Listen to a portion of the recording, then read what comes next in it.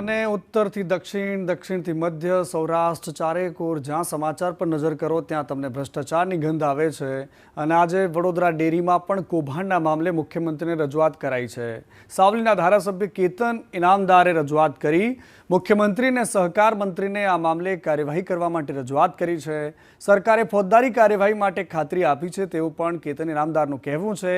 દૂધ મંડળીમાં અવસાન થયેલા લોકોના બોગસ ખાતાનું આખું કૌભાંડ ચાલતું હોવાનો આરોપ લગાવ્યો છે. ત્યારે આજે માનનીય મુખ્યમંત્રી સાહેબને અને માનનીય સહકાર મંત્રી સાહેબને મળ્યો ત્યારે એમના તરફથી પણ મને